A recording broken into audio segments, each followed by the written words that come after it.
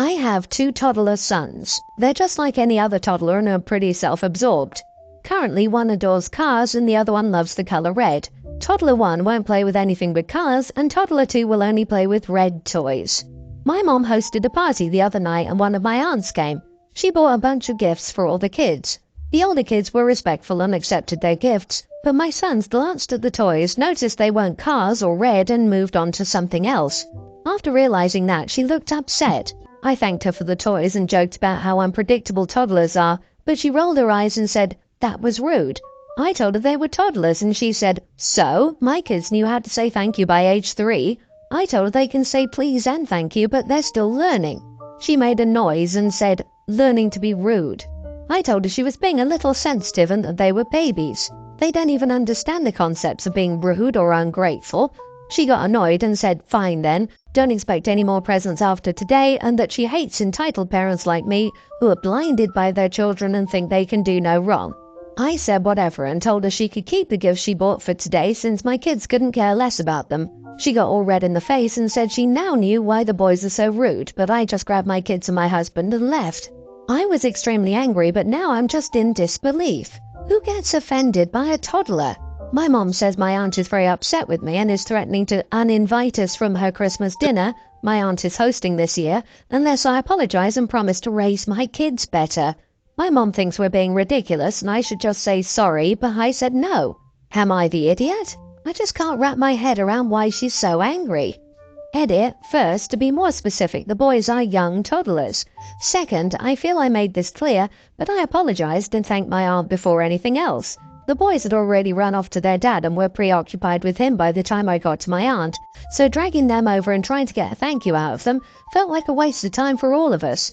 I'm not saying she isn't allowed to feel hurt, but she didn't have to say anything about my kids. You are the idiot. I don't think it's so much that she's offended by toddlers, but by you just allowing them to be rude in her home and doing absolutely nothing about it, and instead making up excuses. As a parent, you should be trying to correct that behavior now so it doesn't persist as they grow up. How hard could it have been to say, X, say thank you to your auntie for the presents, or something along those lines? What do we say? Would also have worked. I could go on. You should apologize. I think everyone's behavior left something to be desired, but your aunt was much, much worse, so I'll go not the idiot. She was 100% out of line for reacting so seriously to toddlers not having proper manners. Of course they don't. And making demands of you as a parent, i.e. the promise to raise your kids better, absolutely takes the cake. Extremely presumptuous and self-congratulatory. She should have kept her assessment of your sons or your parenting to herself, as is frankly none of her business. My nephew at 3 just fundamentally didn't understand gifts. I gave him a bag to open. He got the soft toy out, looked at it for a moment with total ambivalence, then threw it behind him and started admiring the gift bag and saying, "Wowee!" We all just laughed because he's a toddler. He's 11 now, and I can assure Opie he has excellent manners and always says thank you for gifts. To me, nothing is more impolite than an adult getting offended by the actions of anyone under 5 years old. Aunt got annoyed and said, "Fine then, don't expect any more presents after today," and that she hates entitled parents like me. She got so mad she basically said she hates you, and adds, "Unless I apologize and promise to raise my kids better," and then want you to debase yourself to soothe her wounded pride. Your kids are just starting to be verbal and your aunt is flipping like this over lack of verbal expressions. She needs to get over herself. You should probably get assessed for some kind of personality disorder because I can't understand why she would react so hostile to literal babies. Mini update. I sincerely believe there was no reason for her to get so angry, but I understand I was rude and will apologize. We won't be attending her Christmas party though. Thanks for all the comments. I appreciate the nice ones with constructive criticism. My twin cousin has been living with us for 9 months. She was also in foster care for 6 months before living with us. We have a 4-bedroomed house and there's me, teen female, my brother, older teen, my sister, nearly adult, and my parents, so there wasn't an extra room for her. We're converting our old playroom to a bedroom, but until then, she's sleeping in my room because we're closest in age. Sharing a room with my cousin is exhausting. She refuses to leave the room for anything after my mom tucks her in until my mom comes to get her. So she's hungry, scared, needs to go to the bathroom, feeling sick, etc., she always wakes me up. Then I have to get my mom so my mom can take care of it. She also randomly hides under her bed and cries, so I always have to drop what I'm doing to get my mom to take care of that too. The other night she woke me up because she wanted my mom. She could have gotten her herself, but she always insists on waking me up and asking me to get her. I got my mom because she could have cried all night if I didn't. Then the next morning I said it should be someone else's turn to share with her until her room was ready, and that I was sick of being woken up because she's scared to leave her room after bedtime. My dad said her room should be ready soon and they're not moving her to another room. I said it was BS that they were making me babysit their niece all night, and my dad threatened to ground me if I didn't shut up. Am I the idiot for saying someone else needs to share a room with her? Not the idiot. My dad said her room should be ready soon, and they're not moving her to another room. How the heck is this taking any time at all? How to convert a playroom to a bedroom? Set up a bed. You're done.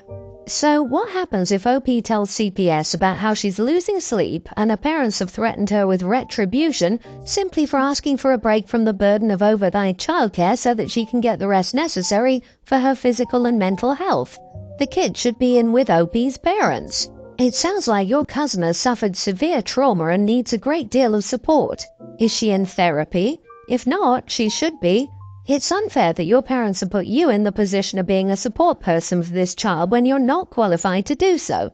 They are ignoring the stress your cousin's situation is putting on you. Perhaps you can suggest they get a baby monitor or walkie-talkie for your cousin to contact your mom directly. She will need that when she's in her own room. You're certainly not an idiot. But I think your parents aren't trying to parentify you on purpose here instead of being stressed out by the situation and can't think of better solutions. Do anything you can to get the sleep you need. Earplugs, sleeping in your sister's room, or anything you might come up with. It sucks, but moving her multiple times will just compound her trauma, and her room is nearly done. Hang in there. Long story short, my 28 male grandparents used to live on this ranch for almost 60 years, and both passed on the property. My mother was raised there, and so were my siblings and me, so the house has a lot of sentimental value. There's also a lot of monetary value to the property. The problem is the upkeep, especially as a single 28-year-old with a moderate-paying job. This is what I told my grandfather years ago when he told me he wanted the house to be my inheritance, to raise my own family like he did his. It became a running thing with him telling me I needed to get comfortable with the house for when it's mine, me saying I'd just sell it and him arguing with me about that. He sadly passed early last year quite suddenly and, true to his word, left the house to me, among other assets. I decided I'd try to make the old man happy and accepted the responsibility. For the past year, I've been trying to make everything work with fluctuating success, but ultimately the house is a sinkhole. On top of that, I've been headhunted for a job across the country with the potential to move overseas within the next year. After long internal deliberations, I decided just to sell the house. When I told my sister, she lost her crap. She says I'm disrespecting the old man's wishes by selling it to a stranger and should rather let her and her husband have it. I told her she could have it immediately as long as she could pay the market value for the house. She thinks it's unfair to ask for money for a house I got for free and offered to stay in it, and in return, she'll upkeep it herself. I was planning on using the money from the sale for a place when I moved, though, so that also wouldn't work out. There's a lot of tension now, and she's even trying to rally family members against me. I get the old man wouldn't be happy with this if he were alive, but frankly and lovingly, he isn't, and I shouldn't burden myself, right? Am I the idiot? Edit, she got a monetary inheritance. I wouldn't say it was of the same value as the total I got. She's against giving any money to me since I got it for free, but most importantly, an extra monthly income wouldn't be as useful now since I'm moving as a lump sum would be. The old man was a bit complicated because he believed that sons continued families and daughters marry into them, so she got money and I got the ranch. Not the idiot. I'm not the biggest fan of venerating the wishes of the dead when it's counter to your well-being. It's nice that you tried, but your grandpa was under no illusions about your feelings about keeping the ranch in the family. Definitely check for hidden treasure, cursed gold, or buried bodies before you sell. I told her she could have it immediately as long as she could pay the market value for the house. You are the idiot. You get a free house that Grandpa wanted to stay in the family and decide your sister should pay market value. I don't see how you could be anything other than the idiot. I'm not saying she should get it for free, But market value for a free house? If you do this, expect to forever impact how the rest of the family sees you for the rest of your life. Brother got the house instead of a monetary inheritance. Sister did get the monetary inheritance and therefore should pay for the house. Otherwise, the sister would get 2 free inheritances, and OP would get nothing. You told your grandfather you planned on selling it, and he left it to you anyway. It's his choice, and he made that choice knowing what would happen. You're not going against his wishes by selling it. You never promised not to sell it. I've been with my boyfriend, 33, for almost 11 years. I'm 28 female. We've been living together for about 9-ish years now, and I feel like we've reached a point in our relationship where it would be reasonable to get married. I feel like I've been ready for that step for at least 5 years now, and I've asked on more than one occasion if he's still interested in or willing to get married. In the past, when I've asked, I remember him just laughing it off and saying, "Yeah, I guess." His tone and expressions made it feel like he wasn't taking me seriously, but I don't know what he would say about his intentions with how he responded. I just know how it made me feel, not how he viewed it from his side. A few years ago now, I directly asked if he thought about engagement rings, then his response to that was, "Well, I could either have bought a new car or got a newer ring." The truck he'd had since we'd met had finally died and he needed to buy a new vehicle. I asked, why would a ring cost the same amount as a car? That seemed ridiculous. That was the first time I'd ever looked at engagement rings and their prices, and as it turned out, you could find an engagement ring that cost upwards of $15,000. I also found examples of rings I thought were pretty and sets with a wedding band that cost less than around $1,500, and showed him those as an idea instead. But I also didn't bug him about a ring again for at least a couple of years, because he was making vehicle payments, and I didn't have any expenses like that then.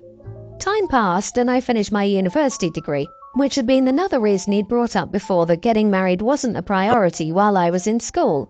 He finished paying off his vehicle and I thought, maybe now that he isn't making vehicle payments, he might take that money that used to come out of his account and put it towards a ring instead. But it's been a few years now, and I think he put that money towards tattoos and a PS5 instead. Which is fine, it's his money to spend how he wishes. I just have to note that he prioritized those things over the next step in our relationship. And the last time I brought up getting married, he said, "Marriage is just a box people feel like they need to check off, just like having kids and buying a house." I replied, "I want to check the box. I want to get married and have a wedding, then have kids." I feel like I've made my position clear and it doesn't feel like he cares or places any value on something that's important to me. I don't want him to become a groomzilla and go wedding crazy, but I want him to think it's an important next step in our relationship, even if it's only important to him because it's important to me. I don't want to end an 11-year relationship because he didn't buy me something shiny, but I also don't know if I could compromise getting married and not end up resenting him for it down the road if I stayed and started a family with him without the marriage first. Would I be an idiot if I set a time limit for how long I would wait? Would I be a bigger idiot for telling him I have a time limit, or if I didn't say anything and just let him play the year out like he always would have if I hadn't said anything about it? Am I the idiot for placing value in the symbol of an engagement ring and proposal in the first place, even if I don't expect the ring to have a high monetary value in itself? Hold on, are you two not on the same page with kids? That's a way bigger problem than a wedding. If he doesn't want kids and you do, this relationship is dead in the water, even with a wedding. He doesn't want to marry you or have a family with you. Find someone who does. The sunk cost fallacy applies to relationships too. This guy couldn't be clearer. He doesn't want to marry you. An ultimatum is just desperate. He's already told you that your goals are not aligned. Why are you still pursuing him? Have some self-respect. It sounds like OP wants marriage and kids, but dude wants a child-free roommate with benefits. They are not compatible and OP is wasting her childbearing years. I'm sorry, he doesn't care, and he will find another girl, hopefully over 18 this time, to warm his bed for a time. Babe, this has very little to do with purchasing a ring. You can get an engagement ring for $300. He's never proposing. It's been 11 years. You should love yourself enough to move on. Someone out there will want this with you, and you deserve that. Not the idiot, though. My 18 male mom was catfished. She had an emotional affair with and sent money to a scammer pretending to be a celebrity. The $8,000 she sent to